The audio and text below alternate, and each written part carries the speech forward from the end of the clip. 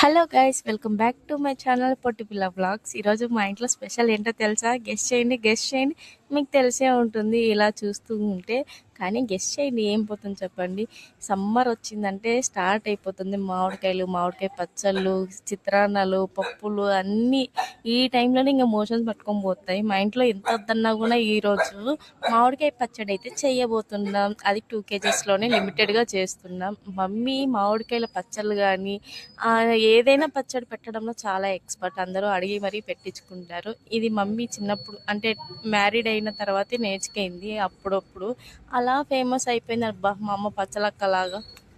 ఒక మాటలో చెప్పాలంటే మోస్ట్ ఎక్స్పీరియన్స్ పర్సన్ విత్ ఆవకాయల్లో. తన పేరు మీద ఏదైనా స్టోర్ కూడా ఓపెన్ చేసేయచ్చు అనిపిస్తుంది ఒక్కొక్కసారి. అన్ని రకాలు కూడా వచ్చు. తనకు రాకపోయినా ఒప్పుకోదనమాట. యూట్యూబ్లో చూసి, ఇన్స్టాలో చూసి అది ట్రై చేస్తా, ఇది ట్రై చేస్తా అంటుంది. కానీ మళ్ళీ నార్మల్కే తనకు నచ్చినట్టే పెట్టేస్తుంది. తన మీద పేరు ఏమన్నా స్టోర్ ఓపెన్ చేయాలంటే ఏం పేరు పెట్టాలంటే గౌసియా పచ్చళ్ళక్క అని పెట్టచ్చు. అంత కామెడీగా ఉంటుంది కదా.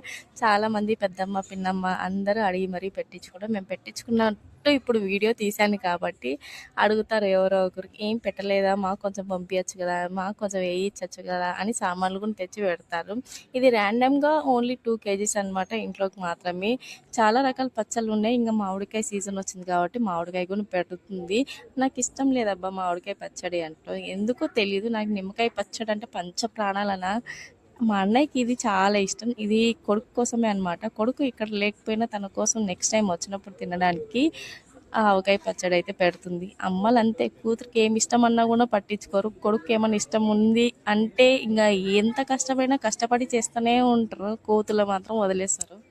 అమ్మకి ఒక రకం పచ్చళ్ళు మాత్రమే కాదు, అన్ని రకాల పచ్చళ్ళు కూడా వచ్చు. నిమ్మకాయ పచ్చడి, పండుమిర్చి, మజ్జిగ మిరపకాయలు, వడియాలు, ఇంకా చెప్పడం మర్చిపోయా. ఇంకా నెక్స్ట్ వడియాలు, పాపడ్లు, అవి ఇవి చెక్కిలాలు అన్నీ చేస్తుంది.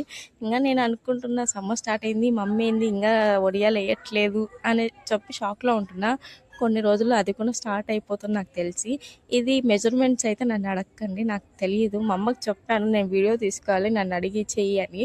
తను మాత్రం బుల్లెట్ బాస్కెట్లో ఫ్లోలో దూసుకొని పోతుంది. నాకు చెప్పుకోకుండా అన్నీ చేసేస్తుంది. మెజర్మెంట్ కావాలంటే నెక్స్ట్ వీడియోలో చూపిస్తా క్లారిటీగా.